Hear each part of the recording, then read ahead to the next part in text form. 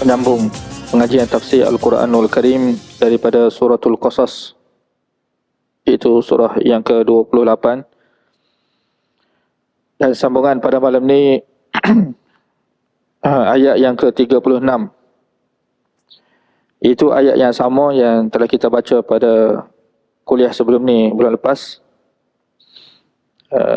Dan kita telah berhenti pada pertengahan ayat ni. Assalamualaikum warahmatullahi wabarakatuh. Alhamdulillahi rabbil alamin. Wassalatu wassalamu ala asyrafil anbiya wal mursalin wa ala alihi wa sahbihi ajma'in. Rabbi syrah li sadri wa yassir li amri wahlul 'uqdatam min lisani yafqahu qawli. Subhanaka la ilma lana illa ma 'allamtana innaka antal alimul hakim. Wala haula wala quwwata illa billahil aliyyil azim. Amma ba'da. Tuan-tuan puan-puan muslimin muslimat ahli jemaah yang dirahmati Allah Subhanahu wa taala. InsyaAllah pada malam ni kita akan menyambung pengajian tafsir Al-Quranul Karim daripada Suratul Qasas, iaitu surah yang ke-28.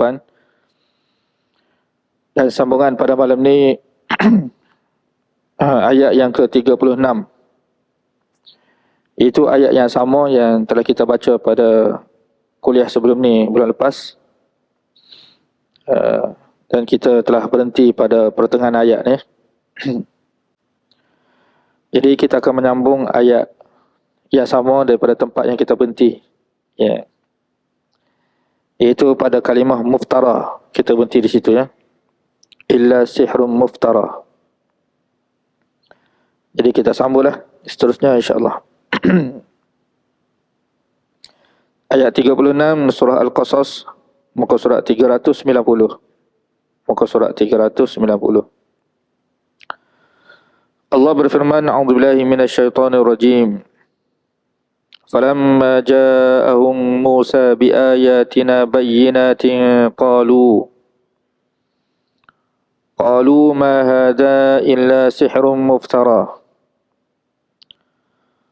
وما سمعنا بهذا في آبائنا الأولين وقال موسى ربي أعلم بما جاء بالهدى من عنده وما تكون له عاقبة الدار إنه لا يفلح الظالمون فلما جاءهم موسى بآياتنا بينات. Apabila Nabi Musa telah mendatangi mereka, yakni Fir'aun dan juga pembesar-pembesar Fir'aun, bi ayatina bayyinatin, dengan menunjukkan kepada mereka ayat-ayat kami yang jelas dan juga nyata, yakni mukjizat. Dua mukjizat yang dipertunjukkan oleh Musa kepada Fir'aun dan juga pengikut-pengikut Fir'aun di istana ketika itu. Itu yang pertama, tongkat menjadi ular.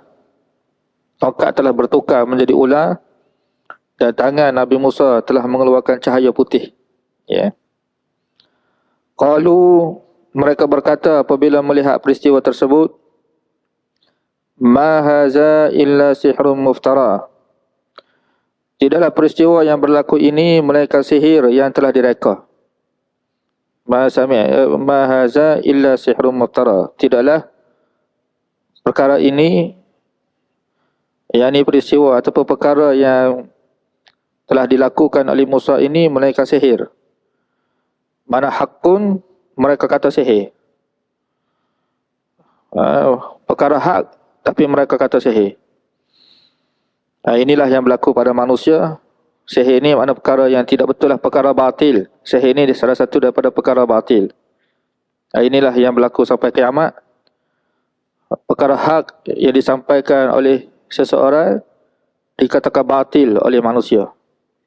Manusia tidak nampak itu hak. Ya, bahkan mereka mengatakan hak itu adalah batil. Tak apalah, kita sudah hurai dah dalam kuliah sebelum ni.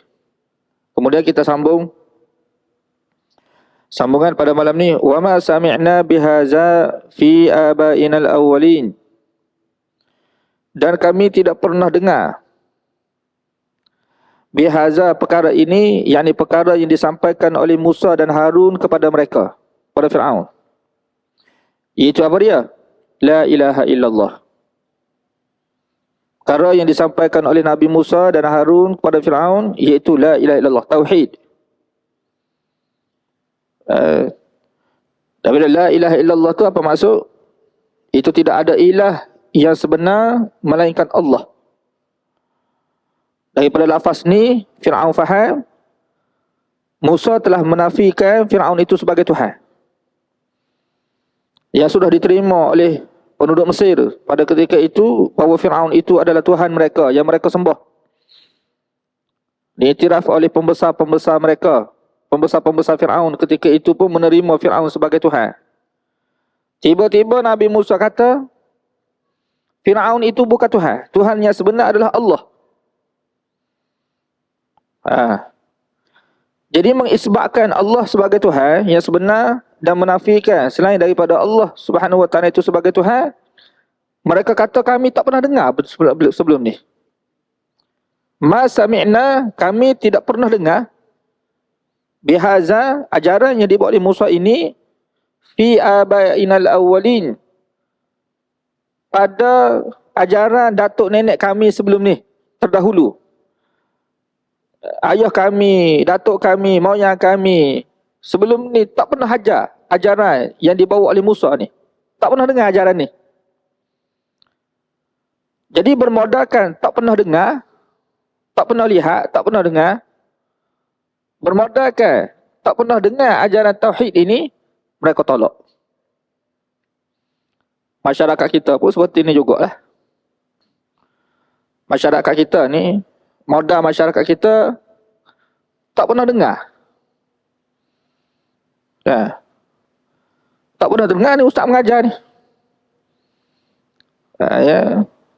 Sebab dia kira agama ni, kalau kira agama, ya, tentu sekali datuk nenek sebelum ni sudah ajar kita. Ayah kita sudah bagi tahu pada kita, datuk nenek kita sebelum ni pun sudah tunjuk ajar pada kita. Jadi kalaulah kita pakai hujah seperti ni, dalil seperti ni dalam agama, tidak ada beza kita dengan yang Allah sebut dalam Quran ni. Ni dalam ayat surah ni lah, surah Qasas. Dalam ayat yang lain, dalam ayat ni, di tempat yang lain, banyak tempat dalam Quran, Allah Subhanahu Wa Taala cerita musyrikin Mekah. Musyrikin Mekah, hujah seperti ni, sama ya. Sebiji sama. Di tempat yang lain, kita boleh baca di tempat yang lain. Mereka kata apa dia? Ma sami'na bihaza fi abainal awwalin.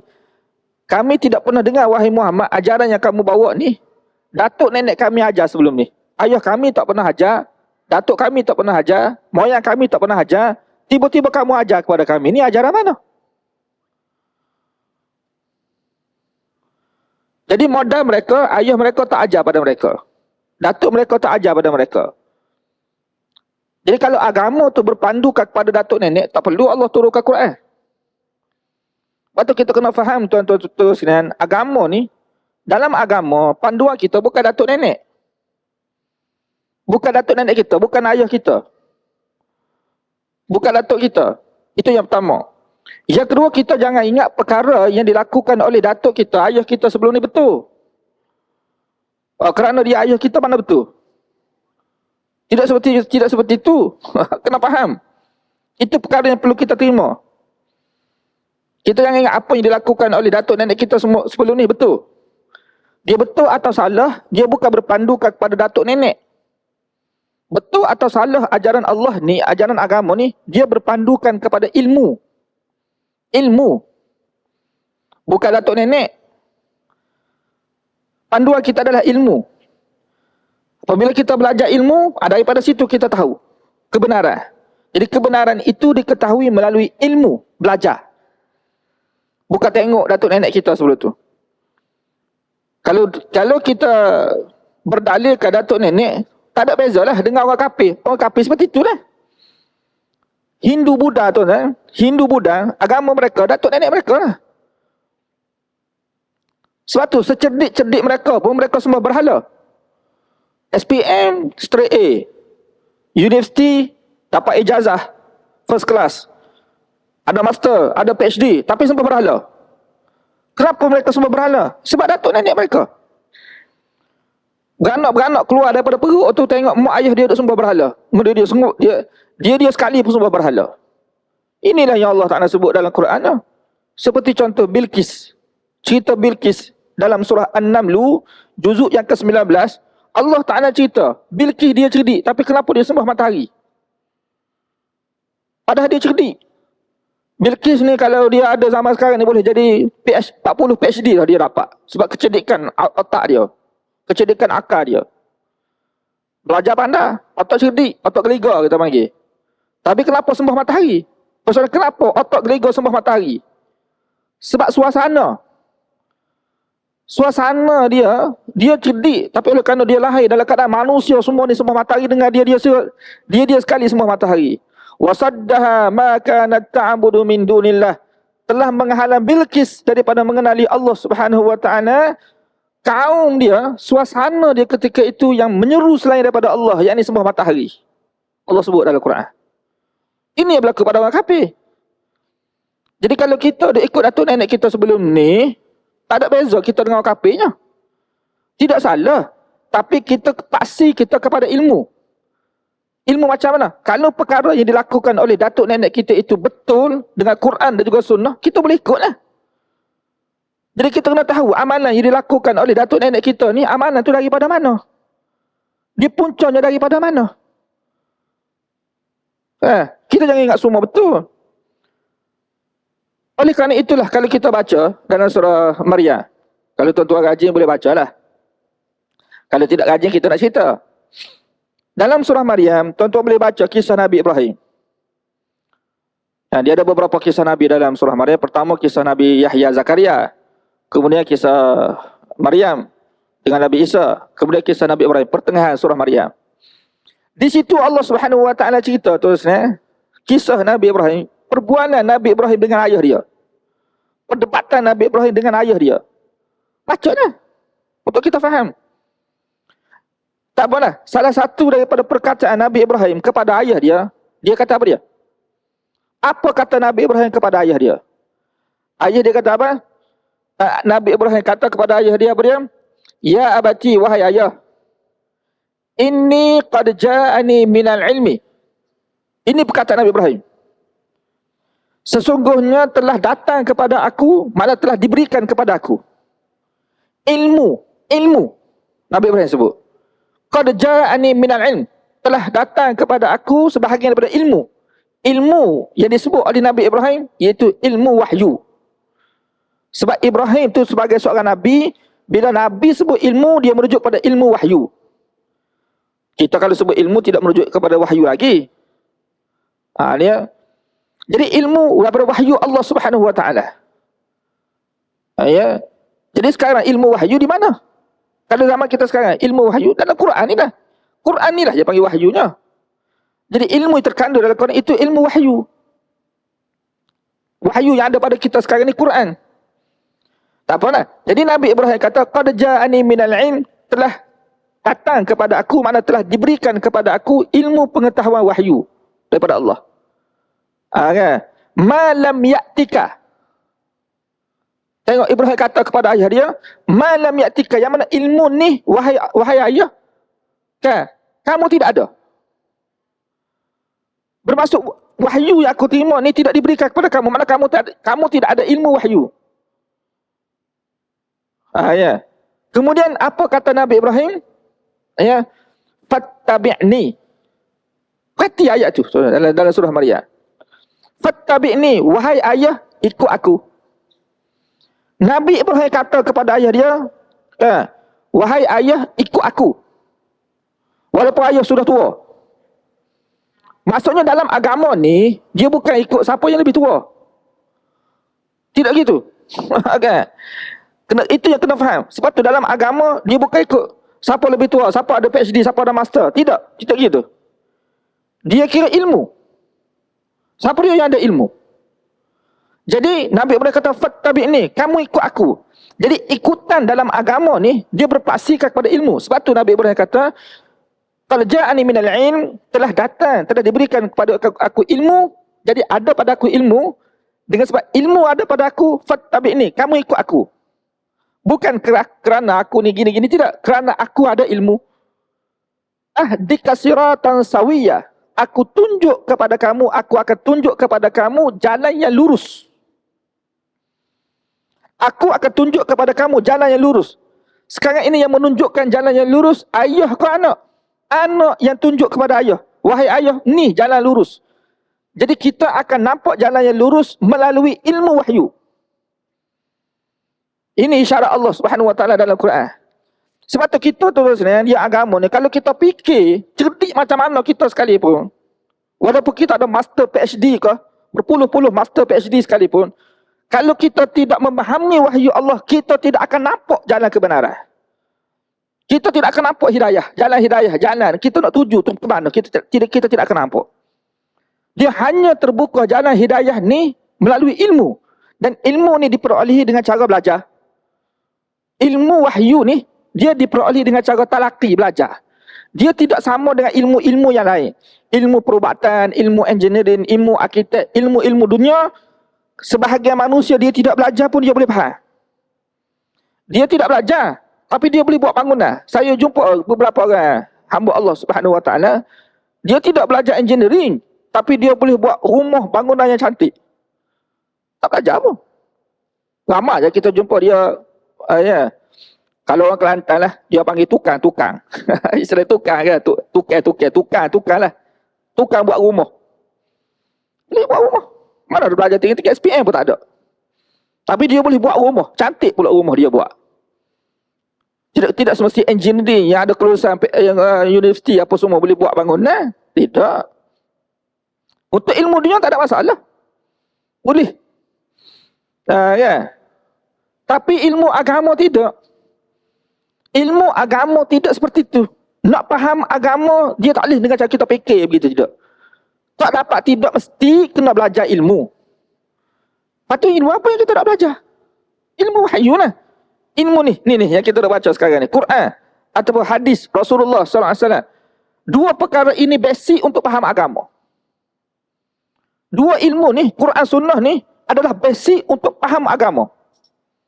Mana kalau nak faham agama, baca Quran. Tadabbur Quran dia panggil, tadabbur Quran. Perhati ayat-ayat Quran. Baru kita akan faham agama. Dia bukan kita tengok orang seperti itu, bukan. Tengok orang ni betul dah. Sebab apa? Dia pakai jubah. Itu bukan penilaian kita. Kalau seperti itulah pemikiran kita tu terus ni. Tak cerdik lah. Dalam agama tu tidak cerdik. Dia agama tu kena belajar, kena ada ilmu. Dia paksi kepada agama tu adalah ilmu. Ilmu ni penting. Kita jangan ingat orang ni ada serban, pakai jubah, ada janggut. Betul.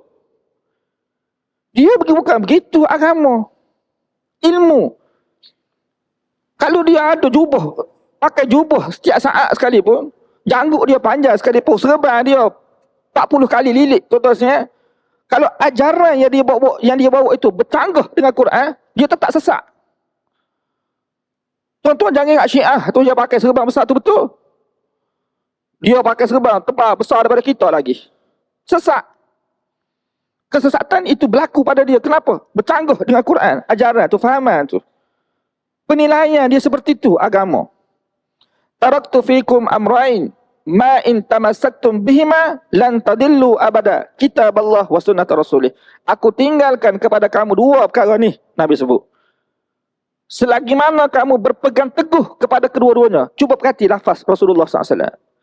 Nabi kata, selagi mana kamu berpegang teguh kepada kedua-duanya, kamu tidak akan sesat. Ini jaminan Nabi. Kamu tidak akan sesat. Persoalannya di sini, apa makna berpegang teguh? Apa makna berpegang teguh? Sebab tu ulama sebut, berpegang teguh ni tidak akan berlaku, tidak akan berlaku pada manusia ini, sehingga manusia memahami Quran Sunnah, baru dia akan boleh berpegang teguh. Kalau dia tak faham, dia nak pegang teguh macam mana? Nak pegang teguh atas dasar apa? Kan? Kita boleh berpegang teguh ni tuan. Kan? Fahaman ni sebab Allah sebut dalam Quran. Itu kelebihan Quran dah. Allah Subhanahu Wa Taala kata tutup aurat. Kan? Tutup contoh kita kata tutup aurat. Kan?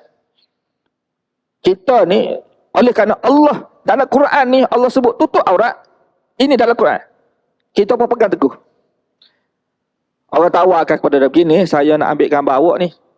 Rambut awak, gambar rambut awak, nak iklan shampoo. Nak tampar tepi jalan ni. Untuk iklan shampoo ni, saya bayar kepada awak 10 juta.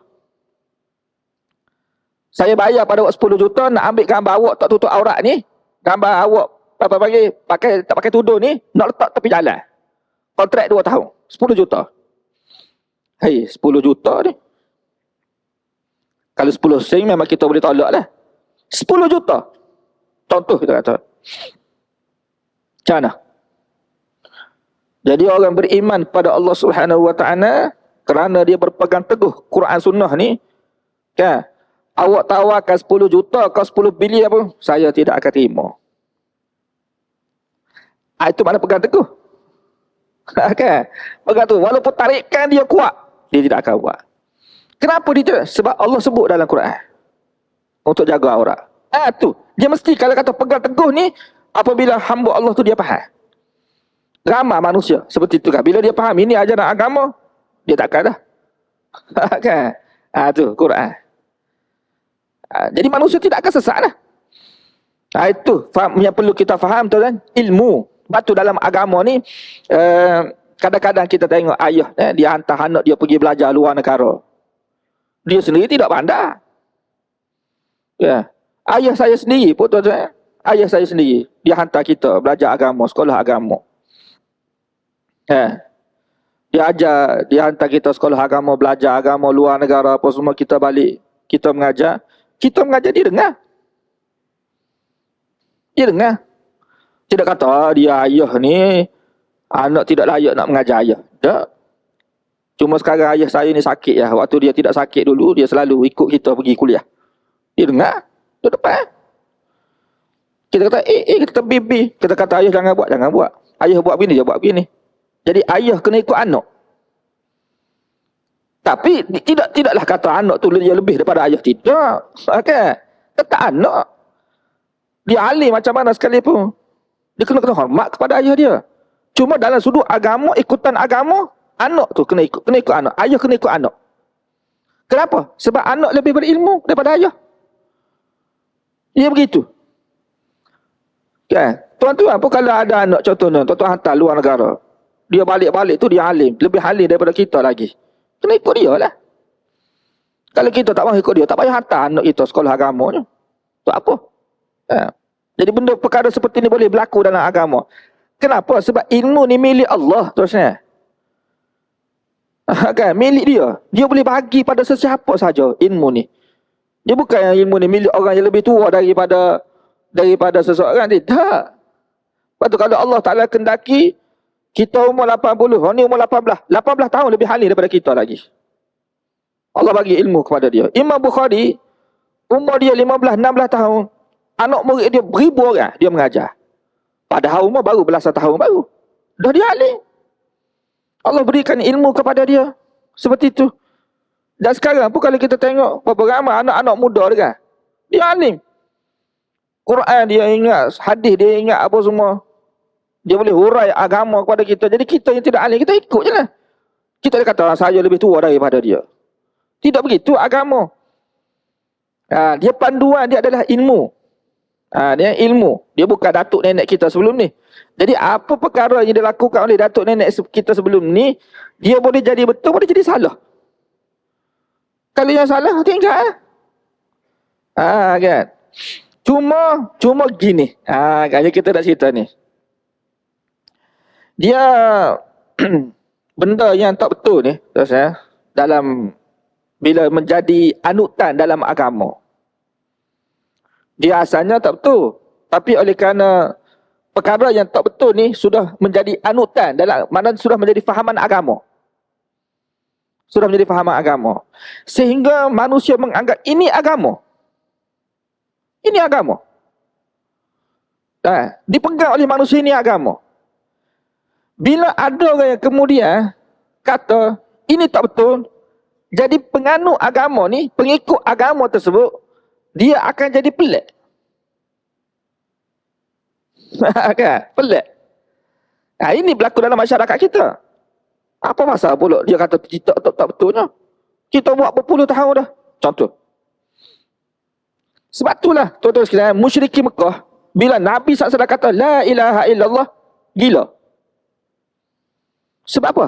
Datuk nenek tak pernah sebut sebelum ni. Tiba-tiba Muhammad sujud. Mari, mana ajaran ni?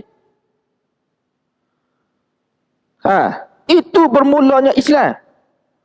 Kalau Islam sebenar, agama sebenar yang dibuat oleh Nabi tu begitu bermulanya. Sebab tu ada dalam hadis yang sahih, riwayat Muslim, hadis ni riwayat Muslim. Nabi SAW dia kata macam mana? Dia kata bada al-Islam gharibah. Bada al-Islam gharibah. Dia bermulanya Islam pelik. Gharib ni makna pelik. Hak tu bermulanya Islam. Lepas tu bila seseorang yang nak mengamalkan Islam dalam keadaan manusia ni punah rana, kita kata rosak. Kita nak mengamalkan Islam betul-betul ketika tu pelik. Mana seorang tengok. Mak saya, ibu saya dulu dia cerita tuan-tuan, waktu dia sekolah menengah dulu, ya. Biasanya kalau pelajar-pelajar perempuan tu tak pakai tudung. Free hair semua dah. Ni ustazah pun pakai tudung ketika tu, dia tutup kepala, ikat di leher. Itu ustazah tu. Ustazah zaman tu kita kata. Jadi kalau kita kata free hair tu biasa dah. Hak pakai tudung tu kira-kiranya kalau tengok tu macam pelik. Dan kalau waktu tu mak saya cerita, kalau tengoklah orang perempuan pakai purdah, perempuan pakai tudung labuh dengan jubah labuh apa semua ni kan.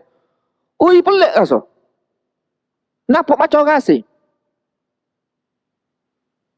Bila nak praktik Islam yang sebenar tu, jadi nampak macam asing. Sebab apa? Dah manusia biasa dah dengan keadaan free hair seperti tu. Kita tidak cerita sekarang. Ni tu tuan, dulu zaman dulu. Mereka nak memulakan Islam yang betul ni kita kata. Rasa pelik. Dia nampak pelik lah. Dan orang yang memakai tu pun silap-silap dia pun rasa pelik juga. Apa sebab manusia pandai aku seperti ni? Kan? Saya sendiri pun tu nak simpan janggut sebelum ni kan. Nak simpan janggut ni. Rasa pelik lah keluarga kita. Dah orang semua pakat tak ada janggut ni. Itu Islam. Kan? Dia pelik. Ajaran dia tu akan apa pelik. Dan Nabi sebut dalam hadis wa sayaudu ghariban. Dan Islam dia bermula pelik, asing, untuk satu ketika bila dia memulakan asing.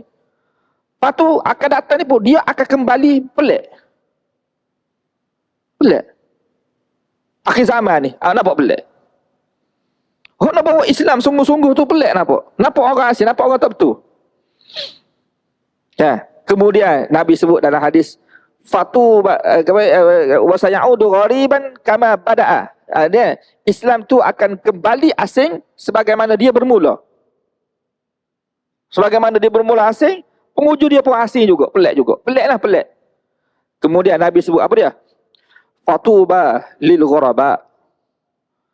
Beruntung, Nabi kata, beruntung orang yang pelik ni. Okay. Orang yang dilihat pelik oleh manusia tu, hak tu beruntung. Tu isyarat kepada kita agama Allah Subhanahu Wa Taala seperti itu. Sebab ramai-ramai manusia tak betul. Yang tidak betul tu, mereka tidak rasa tidak betul, mereka rasa betul. Bila kita nak bawa Islam yang sebenar, akan apa pelik lah. Yang ni isyarat. Dan di antara sebab Fir'aun atau musyrikin Mekah. Kenapa kita sebut Fir'aun musyrikin Mekah ni? Sebab di tempat yang lain Allah Subhanahu Wa Taala cerita tentang musyrikin Mekah ni, kalau kita perhati lafaz dia tu sama macam Fir'aun. Kan? Dan apa yang berlaku kepada Fir'aun ini yang dilakukan oleh Firaun sama perkara berlaku juga, perkara yang sama juga dilakukan oleh musyrikin Mekah. Perkataan yang disebut oleh Firaun sama dengan perkataan yang disebut oleh musyrikin Mekah. Ya. Jadi pelik ni sebab tidak ada dah sebelum ni. Oleh kerana itulah mereka kata wa ma sami'na bihaza fi abainal awwalin. Kami tak pernah dengar ya pada ajaran yang dibuat oleh Musa ni ya pada datuk nenek kami sebelum ni. Itu hujah mereka. Ya. Jadi Islam mengajar kepada kita ni ya untuk berhujah dengan ilmu. Jadi agama ni kita ikut sebab yang kita kata agama ni dia agama ni dia terkandung makna ikutan, dia panggil ikutan. Anutan yang membawa kepada ikutan. Kita ikut. Ya. Sebab tu agama lain pun sama juga. Hindu, Buddha apa semua mereka pun ikut juga. Cuma yang mereka ikut tu siapa dia? Apa dia yang mereka ikut? Panduan dalam ikutan mereka tu, mereka ikut tu apa dia? Datuk nenek mereka. Kita, ikutan kita yang kita ikut tu adalah apa dia? Quran, Sunnah. Itu asal dia. Dan guru pun, kalau dia mengajar, kalau dia mengajar, dia kena mengajar Quran, Sunnah. Kan? Ataupun kitab-kitab yang lain, yang mana paksi dia hubungan dia dengan Quran, Sunnah. Kalau dia hurai kitab-kitab lain pun, jangan bercanggah dengan Quran, Sunnah. Maksud dalam menghuraikan itu panduan asal di Quran Sunnah. Jangan kita hurai sehingga bercanggah. Jangan. Sebab apa? Sebab akan membawa kepada ajaran yang tidak betul. Tidak betul. Oleh kerana itulah guru-guru yang nak mengajar kita apa dalam agama tidak salah. Tasawuf kau kita apa semua tidak salah. Tapi guru-guru ni dia kena faham dulu Quran tu. Supaya bila dia hurainya itu tidak bercanggah dengan kitab tersebut. Saya bagi satu contoh ya. Dalam kita nak memperjelaskan sifat Rasulullah sallallahu alaihi wasallam, sifat Nabi. Kan? Kita nak terangkan macam mana kepada manusia ni? Nak terangkan macam mana? Jangan kita terangkan sesuatu mana kita menyifatkan Nabi pada sifat yang tidak layak kepada Nabi. Tidak layak dan memang mustahil lah. Contohnya yang tersebar tu ada yang mengatakan Nabi itu dicipta daripada nur, cahaya. Daripada mana? Kita nak tahu tu dia kata seperti itu daripada mana? Nabi itu dicipta daripada cahaya ke? Ada, saya cerita ni ada dah. Golongan agamawan lah. Itu sebab tu saya bagi tahu dah. Paksi utama bila kita nak memperjelaskan, kita nak cerita tentang kelebihan Nabi. Kelebihan Nabi. Memanglah saya pun nak cerita kelebihan Nabi. Tapi jangan kita cerita kelebihan Nabi sehingga sampai satu tahap kita menyifatkan Nabi dengan satu sifat kelebihan yang tidak layak, tidak patut bagi dia. Kan? Ini contoh. Kalau dia kata Nabi itu dicipta daripada cahaya dan Nabi itu berbeza ciptaannya dengan kita. Kenapa nak mengangkat Nabi? Ini bercanggah dengan Quran. Kenyataan seperti itu bercanggah dengan Quran. Kata yang kita kata dia mesti kena rujukan dia tu kena Quran juga. Tidak boleh lari. Kerana dia nak memuliakan Nabi, dia kata seperti itu, ini bukan setakat bercanggah, jadi murtad pula. Seterusnya. Jangan main-main, murtad. Sebab apa? Dia bukan ingat akidah. Kalau kita berintikad Nabi itu daripada cahaya, murtad. Sampai begitu sekali. Kenapa murtad? Dia bercanggah dengan Quran. Sebab dalam Quran, Allah Ta'ala sebut Nabi manusia biasa. Macam kita ni juga dah. Kenapa kita kata Nabi daripada cahaya pula? Kau daripada cahaya tu malaikat. Lepas tu Nabi malaikat ke manusia? Nabi tu malaikat ke manusia? Kalau Nabi tu malaikat, betul lah dia daripada cahaya. Nabi manusia. Semua manusia tu daripada tanah. Sama.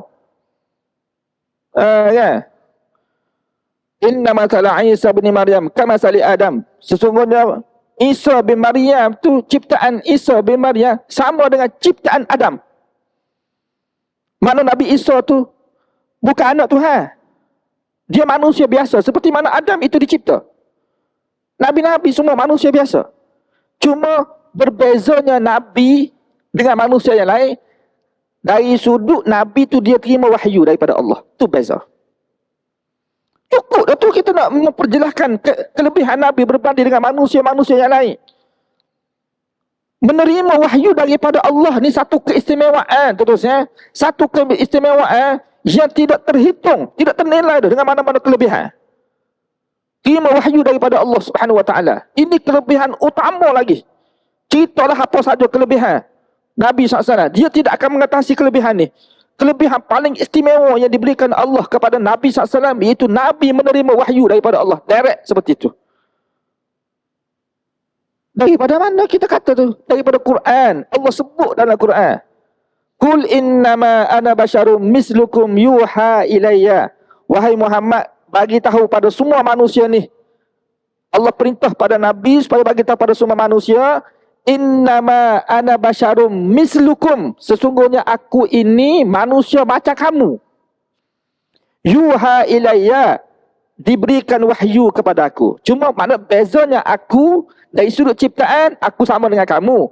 Cuma berbezanya aku dengan kamu, aku terima wahyu daripada Allah. Oleh kerana aku terima wahyu daripada Allah, maka aku Nabi. Orang lain tak terima wahyu. Sahabat-sahabat tak terima wahyu daripada Allah. Wali-wali tak terima wahyu daripada Allah Ta'ala.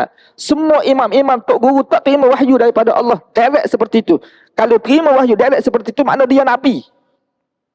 Hanya Nabi saja terima wahyu seperti itu. Itu kelebihan Nabi. Sudah cukup dah kita cerita. Jangan kita menyifatkan Nabi lebih. Yang paling saya terkejut tuan, bila ustaz ni cerita, saya tak mahu mention nama ustaz. Ya. Lepas tu saya selalu tekankan, jangan bercanggah dengan Quran. Ni. Dia kata Nabi tahu segala-galanya. Alimul ghaibi wasyahadah. Kan? Nabi tahu segala-galanya, betul ke? Jangan. Kan? Yang tahu segala-galanya itu sifat Allah. Allah saja yang tahu segala-galanya. Nabi tidak tahu segala-galanya. Perkara gaib itu Nabi tidak tahu. Kalau Nabi tahu segala-galanya, kenapa dia kena racun? Nabi tidak tahu tu racun. Nabi bikin minum racun tu. Tak terkenalah musibah kepada dia. Sebagaimana Allah sebut dalam Quran tu.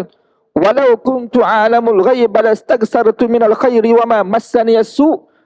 Kalau aku tahu perkara gaib ni, kalaulah aku mengetahui sesuatu perkara yang gaib, lastaghsartu minal khair, nescaya aku akan dapat banyak kebaikan. Wa ma massani as-su', dan aku tidak akan terkena apa saja keburukan, musibah, tak akan kena pada aku sebab aku tahu. Jadi Nabi tidak tahu. Macam kita tu. Kalau kita tahulah dengan sebab kita makan ni kena kecil manis, kita makan tak? Kalau kita tahu dengan sebab kita suka giabok ni tu, giabok ni hari-hari kita makan. Kalau kita tahu dengan sebab giabok ni tu, kita kena jatuh, belok jatuh, mati kita dengan sebab tu, memang kita tak makan lah. Dan kenapa kita tak makan tiap-tiap minggu tu? Sebab kita tak tahu. Pengurusi surau saya, dia kena kecil manis. Dahsyat tu, gula dia 30 gula dia. Pensang beberapa kali pensang. Kecil dalam surau lah, dia tak terasa gula dia tu. Dia pun nasihat kepada saya lah. Dia kata, Ustaz, ni di antara perkara yang saya menyesal seumur hidup saya ni lah. Waktu dia muda-muda dulu, dia minum air Coca-Cola. Banyak sangat tu. Tiap-tiap hari Coca-Cola. Tidak habis lah kira-kira main lunch hour tu kan. Waktu dia kerja, kan, nasi Coca-Cola, nasi Coca-Cola. Buka puasa pun Coca-Cola. Kan? Dia minum sedap, dia tak tahu dah. Dia tak tahu dengan sebab Coca-Cola tu dia akan mati. Kan? Maknanya dia kena kecil manis teruk tu kan. Meninggal dia dengan sebab tu. Dia nasihat kepada kita, Ustaz jangan minum Coca-Cola, dia kata. Saya pun memang tidak suka tu Haji. Baguslah nasihat tu, memang saya tidak suka pun. Kalau dia tahu tu sebenarnya, keadaan dia seperti tu waktu dia tua, memang dia tak akan minum lah dulunya. Begitu juga berlaku pada Nabi SAW. Kenapa Nabi SAW berlaku tu kena jeruh lubang jatuh lubang tu dalam peperangan Uhud kan, kena perangkap. Ya, Nabi SAW dalam peperangan Badar tu, berlaku peperangan Badar, kita kata Nabi SAW terminum racun. Kenapa tu? Sebab Nabi tidak tahu perkara gaib lah. Kalau Nabi tahu dalam tu ada racun, Nabi SAW tidak akan minum dah. Nak menunjukkan sebab tu di sini kita yang saya nak tekankan di sini, peranan guru tu dalam nak menghuraikan sesuatu sehingga menjadi panduan pegangan jemaah ni, dia mesti berpandukan kaki kitab. Kalau tidak berpandukan kitab, bahaya. Kitab yang diguna tu tidak salah, huraian dia tu salah. Huraian tu salah. Dia mesti kena faham. Seperti mana kita belajar ni lah tu saya. Untuk kita memahami agama Allah Subhanahu Wa Taala. Kemudian belajarlah kitab-kitab mana, tak ada masalah apa. Di situ kita sudah ada panduan. Kalau kita dapati sesuatu ni bercanggah dengan Quran, tolaklah. Tolaklah. Tidak payah apa. Kalau tidak bercanggah, kita terima. Kalau bercanggah, kita tolak. Jadi kita dapat tahu bercanggah atau tidak ini apabila kita sudah memahami dua paksi utama ni. Asas utama. Quran, Sunnah. Dan kita sendiri pun, contohnya kita sendiri, sebelum kita mati sebelum kita mati ni, Quran. Perlu kita faham. Ni jadi tuan-tuan, ini adalah perkataan Fir'aun. Allah Subhanahu Wa Taala nukilkan, nak bagi tahu fahaman ni lah yang ada pada manusia dan hamba-hamba dia, sampai kiamat, sampai bila-bila. Jadi kita tak mahu termasuk golongan seperti inilah. Jadi di sini dua perkara hujah Fir'aun untuk menolak ajaran Nabi Musa AS. Yang pertama, Fir'aun melihat hakun itu sebagai batil. Hakun itu sebagai batil. Ini yang perkara yang kita takut ni kan. Ustaz mengajar tu betul dah, tapi kita nampak tak betul. Bahaya tu. Lepas tu kita minta pada Allah Subhanahu Wa Taala supaya Allah Taala perlihatkan kepada kita kebenaran. Betul-betul kebenaran.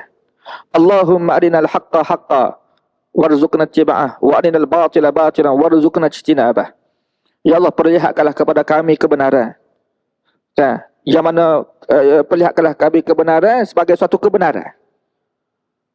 Sebab apa tu sebenarnya? Sebab dia ada tu satu jenis makhluk. Makhluk ni kerja dia nak mempernampakkan ni kebenaran tu nampak batil. Itu apa dia? Syaitan, iblis. Wa zayyana lahumus syaitanu a'malahum. Syaitan memperiasi amal buruk manusia tu nampak baik. Tu kerja syaitan. Jadi kita tak mahu berlaku pada kita seperti itu lah. Ni tak apalah, kita bagi laluan kepada azan insya-Allah, kemudian kita sambung. Kita sambung sikit lagi insya-Allah. Jadi ada satu makhluk yang Allah cipta ni sebagai ujian untuk hamba Allah Taala ni, iblis. Dalam Quran pun Allah Subhanahu Wa Taala cerita. Tak nampak iblis ni. Tapi dia nampak kita. Kita tak nampak dia. Dan sentiasa bersama dengan manusia ni. Itu sifat iblis. Dan iblis ni dia bersama dengan manusia bukan duduk saja-saja. Kan? Dia akan usaha pada manusia ni menghalang manusia daripada mengikuti kebenaran. Salah satu cara yang iblis lakukan, Allah Ta'ala cerita dalam Quran, iaitu apa dia? Ni yang kita dah sebut tadi. Mempernampakkan perkara hak itu batil. Maknanya hakun, seperti mana contoh Nabi SAW menyampaikan itu hak pada manusia. Tapi musyrikin Mekah ni tak nampak hak tu sebagai hakun. Dia nampak batil. Nampak tak betul? Yang lebih parah lagi, yang batil tu dia nampak hak. Itu parah. Yang batil nampak hak. Tapi batil, tapi hak. Dia nampak hak. Oleh kerana nampak hak, ikut lah. Sebab tu yang ni dia lebih bahaya lagi daripada orang jahil. Orang yang jahil tentang agama, dia ada dua kan. Saya dah sebut dah sebelum ni berkaitan dengan ilmu. Satu, orang yang jahil tentang ilmu, dia tak tahu. Kan? Yang kedua, orang yang salah faham dalam ilmu ni. Dia belajar tapi dia salah faham. Ini lebih parah lagi. Dia banyak orang jahil pula. Sebab orang jahil memang dia tak tahu. Oleh kerana dia tak tahu, kita pun cerita pada dia, dia jadi tahu. Bila dia tahu, dia ikutlah. Mudah. Jadi orang jahil itu mudah untuk menerima. Tapi orang yang salah faham ni, yang biasanya ajaran sesat ni, contoh sebenarnya, ajaran sesat ni kadang-kadang mereka tidak jahil. Mereka golongan orang yang belajar. Cuma dalam pembelajaran tu apa berlaku? Mereka akan jadi salah faham. Allah Ta'ala tidak memberikan kefahaman yang betul pada mereka, bahkan mereka salah faham. Jadi salah faham ini membawa kepada kesesatan lah. Ya. Tapi mereka menyangka mereka faham. Sebenarnya bukan apa yang mereka faham itu sebenarnya salah faham. Bukan kefahaman yang sebenar, tapi mereka pegang teguh. Hal ini bahaya. Sebab tu Allah Subhanahu Wa Ta'ala sebut dalam ayat yang lain kan, mereka menyangka mereka terpimpin. Wa yahsabuna annahum muhtadun. Mereka menyangka mereka terpimpin, padahal tidak terpimpin pun, tapi dia berasa dia terpimpin. Orang seperti ni payah, tuan-tuan. Kita nak tarik dia payah sebab dia sudah ada satu kefahaman, dia pegang begini, ni. Lepas tu tuan-tuan dalam contohnya dulu isu Nabi Kahar dulu kan. Nabi Kahar, Nabi Melayu kita dulu kan. Nabi Kahar dulu kan. Pengikut dia mati tuan-tuan. Kalau kita nak suruh dia bertaubat, tak taubat dia.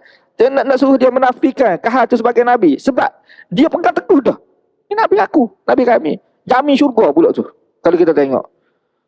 Kita terangkan kepada dia, dia takkan berubah dah. Sebab dia sudah, kefahaman dia tu sudah menjadi pegangan dia yang dia sangka dia tu hidayah. Itu bukan hidayah. Itu kesesatan. Cuma dirasai hidayah. Wa yahsabuna annahum muhtadun. Mereka menyangka mereka terpimpin. Mereka berasa mereka terpimpin. Ini bahaya dalam agama. Kan? Lepas tu kadang-kadang kita rasa betul dah. Rupanya tak betul. Itu Syiah. Ya, kalau kita tengok Syiah tu kan. Syiah sesat barat. Jelas sesat dia. Tapi tak berasa sesat. Dia tidak berasa sesat. Dan kalau kita tengok ajaran sesat Arkam sebelum ni, kan begitulah pegangan dia. Kan? Tak betul. Tapi fahaman dia bukan teguh. Oleh kerana itulah kita sentiasa minta pada Allah Subhanahu Wa Ta'ala supaya Allah tunjukkan kebenaran kepada kita ini sebagai satu kebenaran yang betul-betul, yang benar, yang kita boleh tengok. Kan? Dan kita terima. Kan? Dan kita terima. Sebab sifat kebenaran seperti itu, dia diperhiasi oleh iblis tu. Dia nampak hakun, dia nampak batil. Yang batil nampak betul. Kan? Orang batil tu nampak betul.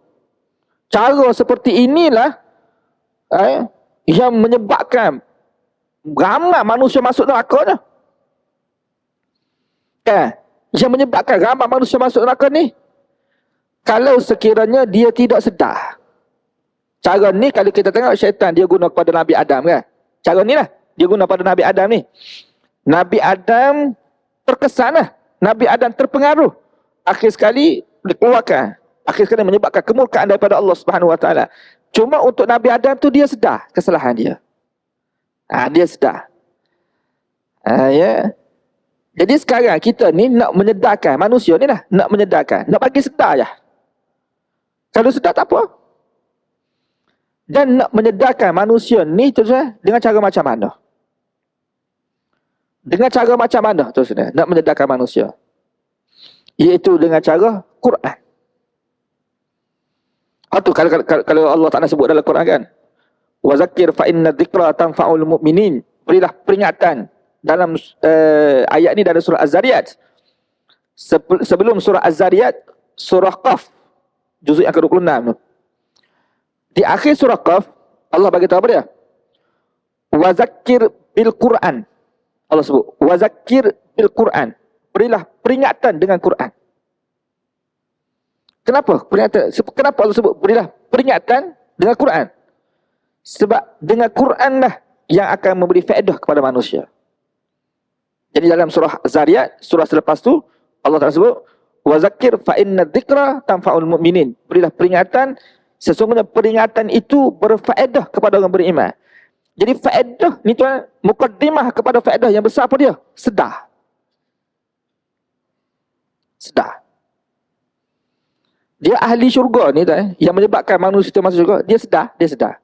Sebelum tu dia tidak sedar. Bila dia dengar Quran, dia jadi sedar. Bila sedar tu berubah segala-galanya. Bila dia sedar tu, berubah segala-galanya. Kehidupan dia tu berubah. Totally berubah. Dulu tidak berubah. Punca sedar. Jadi nak menyedarkan manusia tu payah. Payah tu kan? Kan? Dan perkara yang dapat menyedarkan manusia Quran lah. Jadi kalau manusia tidak ada hubungan dengan Quran, dia tidak akan sedar sampai mati. Ya, dia tidak akan sedar sampai mati. Sebab tu kalau kita dengar ayat Quran kan, kita akan jadi sedar diri kita. Ni sedar macam mana tuan? Sedar banyak perkara lagi dalam kehidupan kita ni masih tidak betul. Kan? Saya selalu sebut, sebelum ni pun saya sudah sebut dah. Jadi saya nak suka sebut ni sebab mungkin ada di kalangan kita ni tak pernah dengar lagi lah. Perumpamaan ni, guru kita dia ada umpamakan Quran ni dia macam scan tuan, scanner. Scan kan? Maknanya Quran ni scanner. Nak scan diri kita ni betul atau salah. Ya. Macam kita scan lah. Selagi mana kita tidak di scan, kita tak tahu kita ni betul atau salah. Bila kita tak tahu kita betul atau salah, kita berasa kita betul. Sebab kalau kita berasa kita salah, kita akan cuba memperbetulkan. Jadi usaha memperbetulkan tidak berlaku sebab kita rasa kita tidak salah. Jadi nak menyedarkan kita ni, kesalahan kita ni tu kan, Quran. Waktu kita kalau kita tidak scan di kesihatan kita, contohkan pada tubuh kita tu ada penyakit. Ya, ada penyakit. Tapi kita tidak berasa kita ada penyakit sebab kita tak berasa sakit. Penyakit ada. Dia tidak semestinya orang yang ada penyakit tu dia berasa dia ada penyakit. Ya. Jadi penyakit ada. Ada penyakit tapi dia tak berasa sakit. Dia tak berasa dia tu ada penyakit. Jadi dia berasa dia sihat lah. Berasa sihat. Jadi orang yang berasa sihat ni dia tidak semestinya sihat.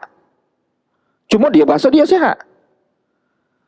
Nak tahu dia tu sihat atau tidak, kena pergi jumpa doktor. Suruh doktor buat check up.